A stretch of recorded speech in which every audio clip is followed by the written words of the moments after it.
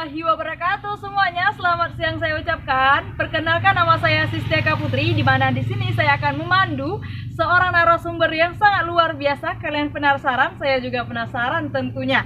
Dan sebelum itu kita akan menanya terlebih dahulu ya, apakah kalian sehat? Semoga kalian sehat ya. Oke, tidak usah berlama-lama, kita akan panggil narasumber kita. Dipersilakan untuk Destri. Destri, tadi salah ya, Destri.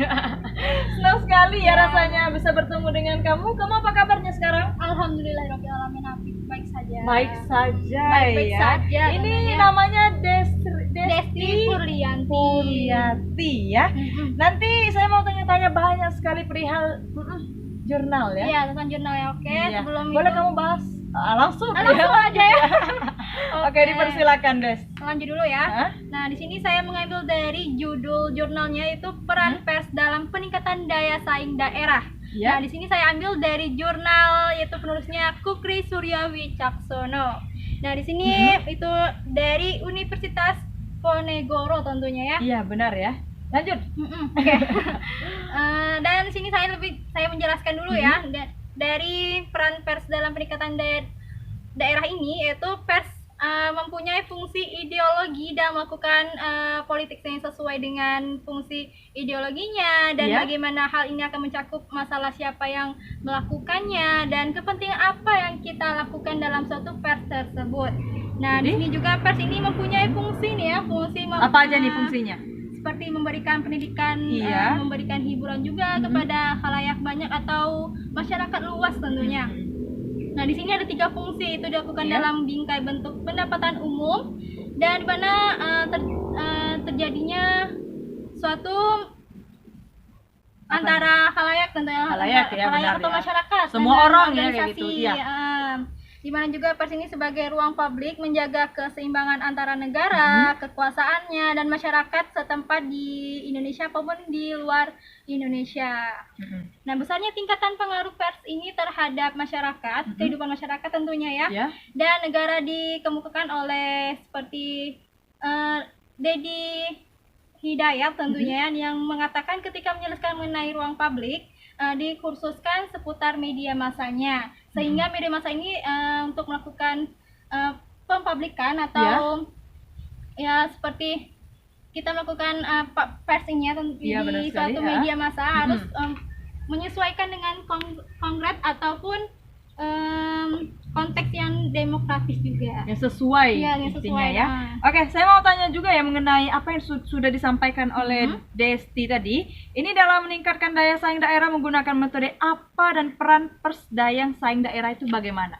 Dalam metode penelitian ini ya. Iya, benar sekali. Tentunya menggunakan metode penelitian kualitatif tentunya, kualitatif ya. Yang dimana dengan cara menganalisiskan dari suatu berbagai data-data yang diperoleh dari serangkaian survei daya saing yang dilakukan di suatu daerah di Jawa Tengah tentunya. Di Jawa Tengah tentunya dilakukan sesuai dengan jurnal ya. Ya, dimana selain itu berpijak pada data-data yang ingin dilakukan, hasil serangkaiannya dengan sesuai, penulis katanya juga sesuai, dan penulisan dari itu menyebarkan luas kepada medianya harus sesuai juga, jangan mempengaruhi dengan yang tidak apa katanya? Yang tidak sesuai, tidak balance. Tidak balance tentunya ya. Oke, ini kita akan memberikan pertanyaan kembali ya kepada Mbak Destri. Ini jelaskan Mbak teori Desti ya. Aduh, saya salah terus ya Mbak, sorry ya. Iya, nggak apa-apa. Oke, ini teori peran sumber manusia dalam peningkatan daya saing kabupaten ataupun kota di Jawa Tengah itu bagaimana? Kalau menurut teorinya ya, ada beberapa sedikit yang Desti jelaskan ya. Di sini yang pertama nih ya, teori penggunaan dan pemenuhan kebutuhan dalam suatu kehidupan masyarakatnya. Nah, di mana model penggunaan dan pemenuhan kebutuhan sering disebut dengan pengenalan seperti tentang kemanusiaannya kepada kita, kemanusiaan kepada masyarakatnya juga harus adil ya tentunya. Dimana ke dalam teori komunikasinya juga baik kepada masyarakatnya, biar sesuai dengan konteks pada saat kita melakukan peran pers ini ke media massa. Sesuai pada konteks ya, kayak gitu ya. Oke, kita lanjut ya ke pertanyaannya ataupun masih mau melanjutkan? Masih ada lagi teorinya ya. Dipersilakan. Teori ini yaitu yang selanjutnya pemenuhan kebutuhan. Nah, pemenuhan kebutuhan ini gimana? Seperti apa ini kebutuhannya? Gimana penerimaan pesan juga yang dilakukan pemenuhan kebutuhannya, di mana didorong dalam suatu hasil penelitian juga harus sesuai, di mana juga harus sesuai kebutuhan masyarakatnya, agar masyarakatnya senang dalam saat kita melakukan menyampaikan peran penting ini kepada media massa, sehingga dilihat oleh masyarakat, bisa diterima oleh masyarakat seperti itu. Terkait dengan peran pers daya saing ini tentunya, biar daya saing ini dengan secara baik dan terarah, dan jangan kayak ya kita melakukan peran pers ini kepada orang lain, tapi kita pengen menang sendiri kan nggak mungkin. Ya, karena segala sesuatu itu harus yang namanya sama, sinkron kayak gitu. Kalau misalnya tidak sinkron berarti ada menguntungkan, ada yang tidak kayak gitu. Jadi diharapkan saling menguntungkan. Saling menguntungkan satu sama lain. Oke, Destri. Desti, Mbak. Desti.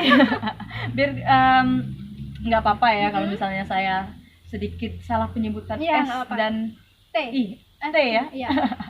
Oke, dari pembahasan jurnal yang sudah kamu sampaikan tadi, kritik apa sih yang perlu dijelaskan biar semua penonton mengetahui hal apa yang perlu dimasukkan ataupun diberi saran dalam jurnal? Nah, kritikan dari menurut saya tentunya dalam jurnal ini yaitu peran pers dalam daya saing ini, yaitu di mana latar belakangnya juga menyesuaikan apa yang keinginan masyarakat juga, dan jurnalnya sesuai dengan isi materi atau pembahasan yang kita lakukan, sesuai dengan judul yang apa kita bacakan, apa yang kita bacakan ya, apa yang kita sampaikan kepada teman-teman yang menonton tentunya.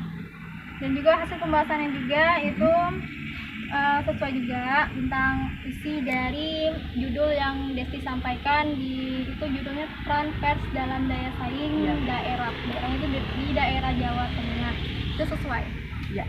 Baik, terima kasih ya untuk Destri sudah berbagi cerita, sudah menjelaskan apa sih peran dari pers tersebut ya kepada banyak orang, tentunya kepada penonton kita sekarang sudah mendengarkan mungkin. Dan mungkin itu saja, apabila ada kesalahan kata ya selama saya memandu kamu tadi, baik itu penyebutan nama dan lain-lainnya, saya mohon maaf ya. Karena kepada Allah saya mohon ampun. Wabillahi taufiq wal hidayah. Wassalamualaikum warahmatullahi wabarakatuh dan sampai jumpa.